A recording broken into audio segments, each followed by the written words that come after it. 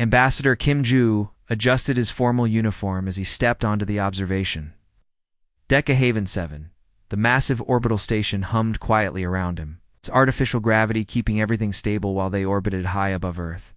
Through the reinforced viewport, he could see the dark void of space dotted with distant stars. But today, something else caught his attention. 3 sleek ships moved through the darkness toward them. They were unlike anything humans had built. The vessels seemed to be made of some kind of crystal that caught and reflected the light from nearby stars. They moved in perfect formation, their surfaces shimmering with an otherworldly beauty that made Jiwoo hold his breath. "Ambassador, they're requesting permission to dock," came a voice from behind him. Communications Officer Park. Minho sat at his station, his fingers dancing across the control panels. The young officer looked nervous, and Jiwoo couldn't blame him. This was humanity's first major diplomatic contact with the Galactic Confederation. "Grant them permission," Jiwoo replied, trying to keep his voice steady. "Route them to docking." Bay 7. Captain Lee Hyen stood beside the ambassador, his arms crossed over his chest. The Earth Defense Force captain had been assigned to security for this meeting, and he took his job seriously. His dark eyes never left the approaching ships, studying their movement patterns with the intensity of a predator watching potential prey. "Something feels off about this," Lee muttered under his breath. Guwu glanced at him. "What do you mean?" "Look at how they're flying," Lee said, pointing toward the viewport. "That's not a diplomatic formation. It's a military escort pattern. I've seen our own fleets use similar arrangements when they're expecting trouble." The ambassador felt a chill run down his spine, but he pushed the feeling aside. Perhaps military escorts were normal for alien diplomats. After all, space could be dangerous, and these beings had traveled far to reach Earth. An hour later, the 3 beings entered the main conference room. They were tall and elegant, standing nearly 8 feet in height. Their skin looked like living crystal, shifting between different shades of blue and green as they moved. When they spoke, their voices created a musical sound that the translation devices converted into human language. The leader introduced itself as Velthara, ambassador of the Zephyrian Collective. With great ceremony, it presented a thick document written on what appeared to be sheets of crystallized metal. "Honored humans," Velthara began, its voice carrying an odd mixture of respect and condescension. "We present to you the Harmony Accords. Your species shows great promise, and these accords will ensure humanity's prosperity for generations to come." Gu accepted the document with both hands, feeling its surprising weight. The text was written in multiple languages, including several human ones. He began reading through the opening sections, which spoke of technological exchange, new trade routes, protection under the umbrella of the Galactic Confederation. "This is remarkable," Jiwoo said, genuinely impressed. "The opportunities for our people would be incredible." Indeed, Velthara agreed. "We have guided many species into the galactic community. Each has found their place and purpose within our greater civilization." As the formal presentations continued, Captain Lee noticed something that made his soldiers' instincts flare. Behind the 3 Zephyrian diplomats stood several other beings from different species. Part of the delegation, but they never spoke. They never even looked directly at the humans. One creature resembled a large insect with multiple arms and compound eyes. Another looked almost plant-like, with vine-covered skin and leaves growing from its head. The third appeared to be made of living rock, with gems embedded in its surface. What bothered Lee was their behavior. Whenever the Zephyrians spoke about the benefits of joining their confederation, these other beings would exchange quick glances, their body language suggested. Nervousness, maybe even fear. The plant-like creature actually seemed to be trembling slightly. Ambassador Lee whispered during a break in the presentations, "Have you noticed the other species in their group?" Jiwoo followed Lee's gaze and saw what the captain meant. The non-Zephyrian members of the delegation stood perfectly still, their eyes downcast. They looked more like prisoners than partners. "Maybe they're just being respectful," Jiwoo suggested, though he was beginning to share Lee's concerns. "Or maybe they're not allowed to speak," Lee replied grimly. The negotiations continued for several hours. Velthara spoke eloquently about the wonders of galactic civilization, the technologies that would be shared, and the protection that membership would provide. But as the day wore on, both Jiwoo and Lee noticed more troubling details. The Zephyrians kept emphasizing how much humanity would benefit from their guidance. They spoke of proper resource management and population optimization. When Jiwoo asked for clarification on these terms, Velthara's answers became vague and evasive. "All will be explained in due time," the alien diplomat said, with what might have been a smile. "First, we must formalize the relationship through the signing of the accords."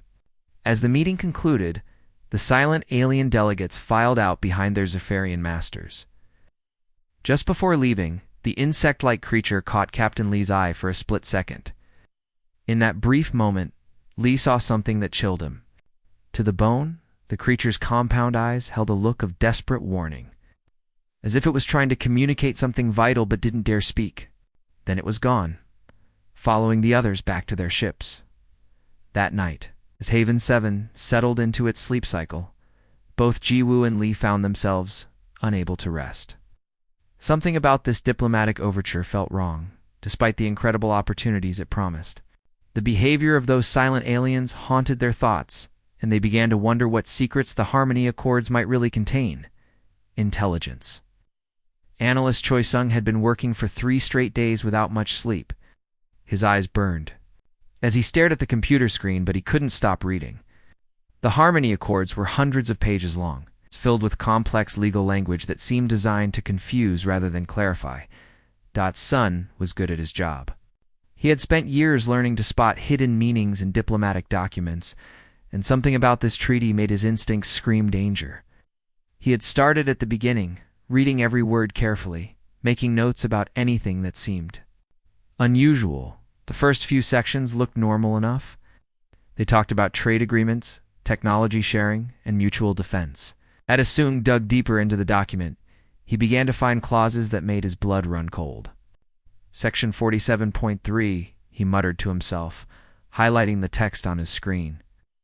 All mineral extraction rights on colony worlds shall be managed by Confederation oversight committees. He frowned and kept reading. Section 47.4 said oversight committees shall be composed entirely of Confederation representatives. That meant the Zephyrians would control all mining operations on human worlds. Every valuable resource would belong to them, not to the humans who lived there. But it got worse. Much worse. Section 82.1, Sung read aloud, his voice getting shakier. Population distribution and management shall be optimized according to Confederation standards. He scrolled down quickly. Section 82.7, relocation of populations may be required for optimal resource utilization. Sung's hands began to tremble. This wasn't just about mining rights. The Zephyrians were claiming the right to move human populations around like pieces on a game board. They could force people to leave their homes, separate families, and send them wherever they wanted. The final section made him feel sick to his stomach. Section 94.2.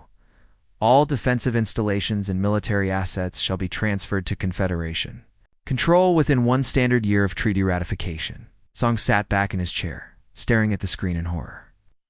This wasn't a partnership treaty. It was a complete surrender document. The Zephyrians were demanding control over human resources, human populations, and human defenses.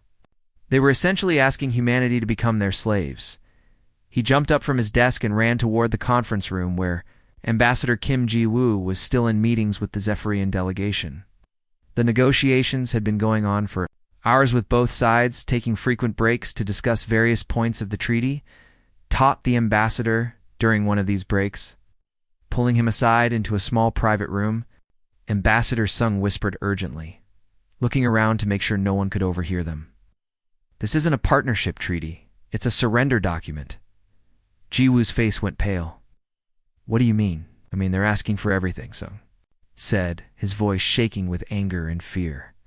"Mining rights to all our colonies, the right to move our people around like cattle, complete control over our military. Sir, if we sign this, humanity becomes property of the Zephyrian collective." Oh. Ambassador's hands began to shake as he took the datapad that Sung offered him. As he read through the highlighted sections, his face grew darker and darker. "This can't be right," Ji-woo said, but his voice lacked conviction. "Surely there's been some kind of translation error." "I've checked it 3 times, sir," Sung replied. I even had the computer run it through different translation protocols. It says the same thing every time. Guwu closed his eyes and took a deep breath. We need to confront them about this. Maybe there's an explanation. When they returned to the conference room, Jiwoo's demeanor had changed completely. He was no longer the eager diplomat hoping to secure humanity's future among the stars. Now he was a man who had discovered he was negotiating with predators. Belthara, Jiwoo said, his voice steady but cold. We need to discuss some of the clauses in sections 4782 and 94. The moment Jiwoo mentioned those section numbers, everything in the room changed. Belthara's crystalline features, which had seemed elegant and beautiful for the past 3 days, suddenly appeared sharp and dangerous. The alien's eyes narrowed, and its posture became more aggressive. Ah, Belthara said, its musical voice now carrying a harsh undertone. You've been reading the fine print? These clauses would essentially make humanity subjects of the Zephyrian Collective, Jiwoo said, trying to keep his voice diplomatic. Surely there's been some mistake. Belthara laughed, a sound like breaking glass. There has been no mistake, Ambassador. The Harmony Accords are exactly what they appear to be. The alien stood up, its full height now, seeming threatening rather than impressive. You have 72 hours to sign the treaty as written. Number? Modifications. No negotiations. No delays. And if we refuse? Captain Lee asked, his hand moving instinctively toward his weapon. 17 species before you thought they could negotiate better terms, Belthara said, its voice now completely cold and emotionless. They learned otherwise. For the first time since the negotiations began, the other alien delegates, the silent ones, looked directly at the humans. The insect-like creature, the plant being, the rock person, all stared at Jiwoo and his team with expressions that could only be described as pity. The plant creature's leaves rustled softly. For a moment it looked like it wanted to speak, but then it caught Belthara's eye and quickly looked away, its entire body trembling with what appeared to be fear. These beings, Jiwoo said, gesturing toward the silent delegates. They're not partners, are they? They're prisoners. They are. Productive members of our confederation, Belthara replied smoothly. Just as humanity will be once you accept your place in the greater order. The rock person made a sound that might have been a sob, but quickly fell silent when Belthara turned its attention to them. 72 hours, Belthara repeated. Choose wisely. The countdown clock on Admiral Song-wook's command screen showed 68 hours remaining. Deep beneath the surface of Luna, in a command center that officially didn't exist, the Admiral watched as red dots appeared on the tactical display. Zephyrian warships were taking positions around Earth's outer system, just as intelligence had predicted they would. Sir, reported Lieutenant Kim Dae, his voice tense with anticipation, enemy fleet has established blockade formation around the system. 18 heavy cruisers, 47 escort vessels, and 3 command ships. Song-wook nodded grimly. The Zephyrians were following their standard pattern, the same one they had used on 17 other worlds. Show overwhelming force, demand surrender, and wait for the inevitable capitulation. They expected humanity to fold like all the others. Had they were about to learn how wrong they were, the Admiral's fingers hovered over a red button marked with Korean characters. Protocol Omega had been planned for over 50 years, ever since humanity first detected alien signals in deep space. While diplomats had prepared for peaceful contact, the military had prepared for war.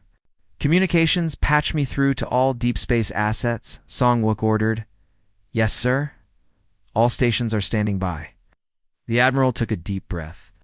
Everything humanity had worked for, everything they had built in secret, was about to be revealed. This is Admiral Song-wook, Earth Defense Command.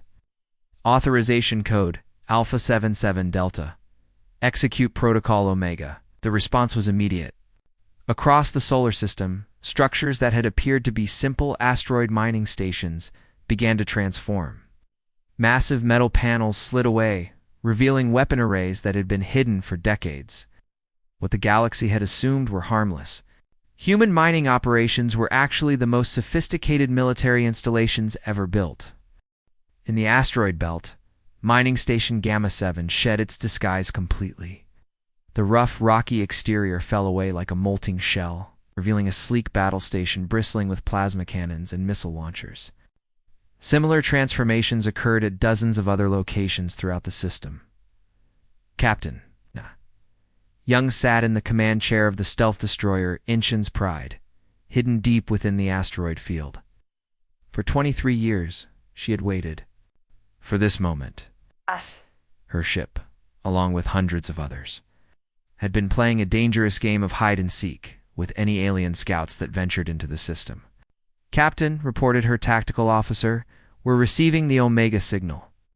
Acknowledged, Na Young replied, her voice steady, despite the adrenaline coursing through her veins. All hands, prepare for fleet emergence. This is what we've trained.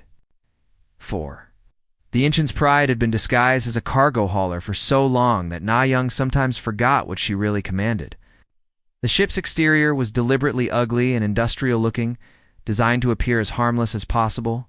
But beneath that facade lay one of the most advanced warships in human history. Weapon systems online, reported the tactical officer. Stealth field generators at full power. Engineering, how are we looking? Na Young asked. All systems green. Captain, the reactor is purring like a kitten. Na Young smiled grimly. The Zephyrians had no idea what was coming. Communications, patch me through to the fleet. All ships, this is Overlord. Na Young's voice carried across encrypted channels to hundreds of hidden vessels. Execute fleet emergence protocol. But 2. Then what humanity has been building. The response was immediate and overwhelming. Throughout the asteroid belt, chunks of rock that had drifted peacefully for decades suddenly came alive. Stealth fields deactivated, revealing warships that had been hiding in plain sight. What the Zephyrians had dismissed as space debris were actually the most advanced military vessels ever constructed. The Incheon's Pride dropped its disguise, and Na Young felt a surge of pride as her beautiful ship revealed itself. The hull gleamed with advanced armor plating, and weapon ports opened like flowers blooming in the morning sun. Around her, dozens of other vessels were doing the same thing. My God, whispered the tactical officer. Look at them all. The main display showed the true scope of humanity's secret fleet.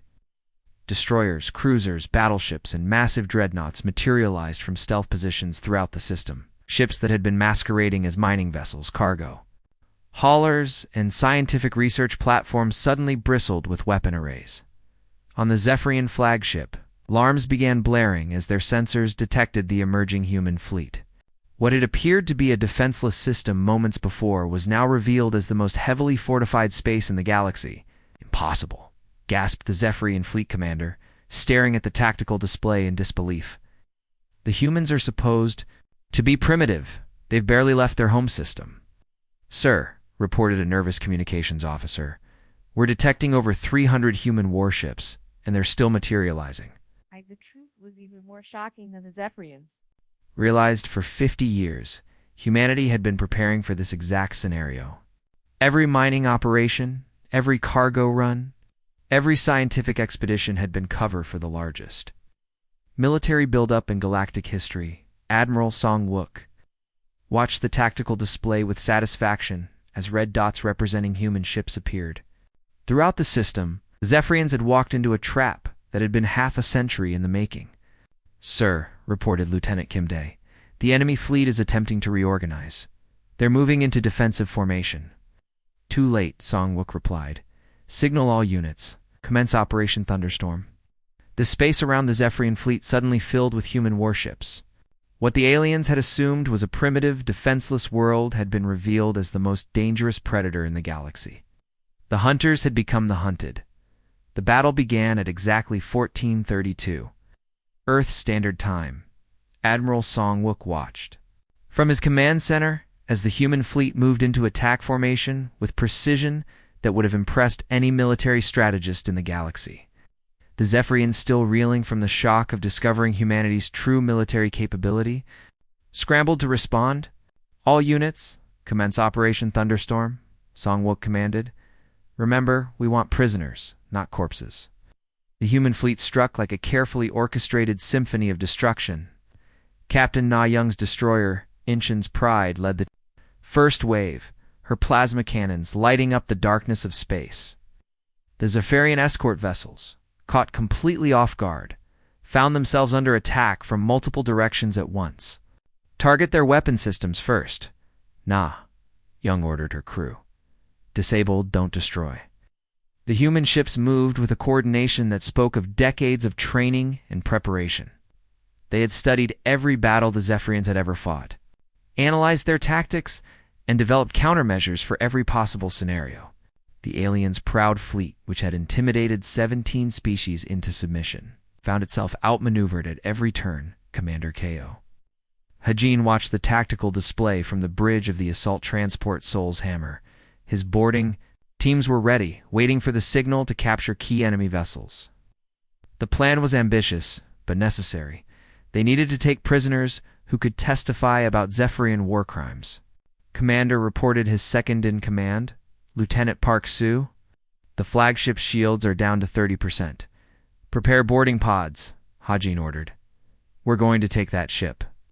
The Zephyrian flagship Crystal Dominion was a massive vessel, nearly twice the size of the largest human battleship. It had been designed to intimidate as much as to fight, with crystalline spires that glowed with internal light. But its impressive appearance couldn't save it from the coordinated assault of a dozen human ships. Boarding pods away, announced the tactical officer.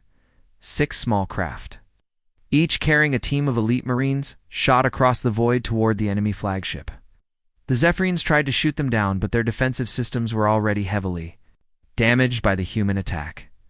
The first pod hit the flagship's hull with a metallic clang. Kohajin led his team through the breach, their weapons ready, but set to stun rather than kill. The interior of the ship was beautiful, but alien, with walls that seemed to be made of living crystal and corridors that curved in impossible directions, secure. The bridge Hajin ordered into his communicator. Team 2, take engineering. Team 3, find the detention cells. The Zephyrian crew fought back, but they were clearly not prepared for close combat. Their weapons were designed for ship-to-ship warfare, not fighting in narrow corridors. The human Marines trained for exactly this type of operation moved through the ship like ghosts.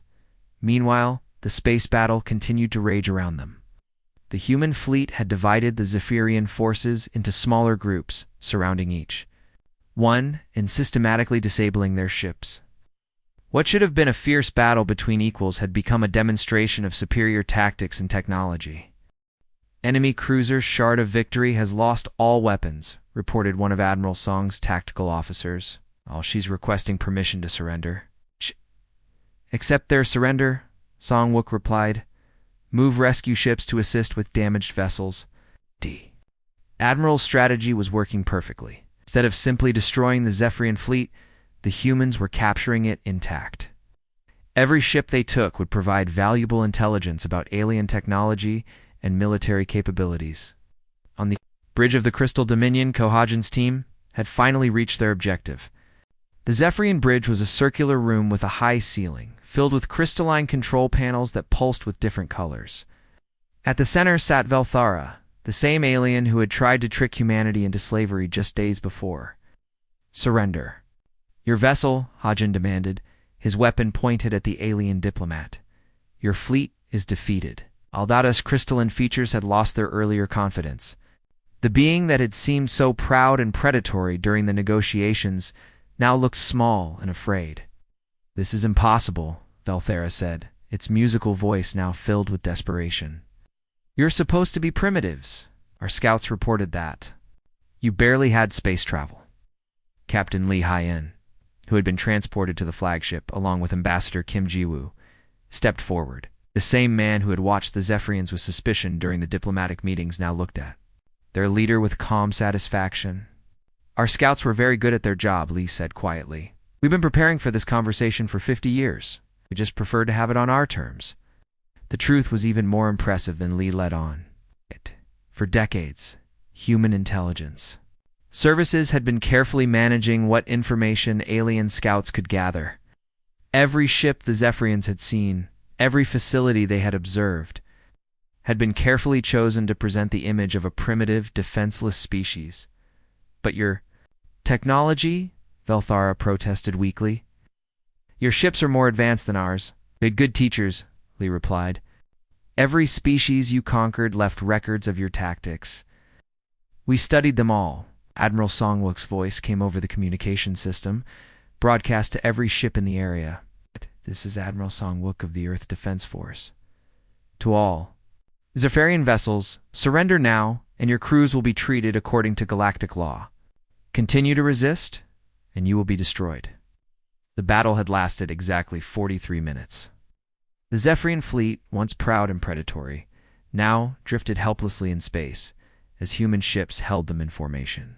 The hunters had become the hunted. Humanity had announced its presence on the galactic stage in the most dramatic way possible. 2 weeks after the battle, Ambassador Kim Guo walked into the same conference room where the Zephyrians had first presented their false treaty. But everything had changed. The room that had once echoed with Velthara's arrogant demands now buzzed with the voices of freedom. The 17 species that had been enslaved by the Zephyrians sat around the table as equals for the first time in decades. The insect-like being who Jiwoo now knew was called Crix spoke in clicking sounds that the translator converted to excited gratitude. The plant creature, named Verdania, rustled its leaves in what appeared to be happiness. The rock person, Stoneheart, made deep rumbling sounds that somehow conveyed joy. My people have not been free for 37 years, Crix said, its compound eyes reflecting the light from the conference room's windows. We had forgotten what it felt like to speak our own thoughts. Velthara sat at the far end of the table. No longer the proud diplomat, but a prisoner awaiting judgment. The crystalline being's once bright features had dulled, and it rarely spoke except to answer direct questions. Several other Zephyrian officials sat nearby, all of them facing charges for war crimes against the 17 enslaved species. Terms are simple, Gu announced, reading from a document that was very different from the Harmony Accords. Complete withdrawal from all occupied territories within 6 months. Full reparations for damages caused during the occupation period. In submission to galactic oversight for the next century? You cannot do this, Velthara protested weakly. The Zephyrian Collective has rights under galactic law, the same galactic law you ignored when you enslaved 17 species. Captain, Lee asked from his position near the wall. The same law you plan to use against humanity? Verdania's leaves rustled as she spoke. The Zephyrians destroyed our homeworld's forests to build their mining facilities. They separated families, forced our people to work in dangerous conditions, and punished anyone who spoke against them. Stoneheart's rocky voice rumbled with anger. They hollowed out our sacred mountains to extract minerals when we protested. They moved us to work camps on distant worlds. One by one, the formerly enslaved species shared their stories. Each tale was more heartbreaking than the last, painting a picture of systematic oppression that had lasted for generations. The Zephyrians had not just conquered these worlds, they had tried to destroy the cultures and spirits of their inhabitants. Evidence is clear, Jiwoo said, looking directly at Velthara. Your people committed crimes against entire civilizations. The galaxy will not allow this to continue. Admiral Songwook entered the room, his uniform crisp and his expression serious. The Terran Protection Alliance has been established, he announced. Haven 7 will serve as our headquarters, with Captain Lee as the first director. The idea had come together quickly after the battle. With the Zephyrian threat neutralized, humanity found itself in a unique position. They had the military strength to protect weaker species, and more importantly, they had the moral authority to do so. We didn't reveal our strength to conquer, Lee explained to the assembled delegates. We revealed it to protect those who cannot protect themselves. The response from across the galaxy had been overwhelming. Within days of the battle, messages had begun arriving from dozens of species asking for help. Some were being threatened by other predatory civilizations. Others were dealing with pirates or raiders who had been emboldened by the chaos following the Zephyrian defeat. Crix clicked excitedly as he spoke. The Vorthan Empire has been demanding tribute from my people. For years. They claim it's for protection, but they're just another group of bullies.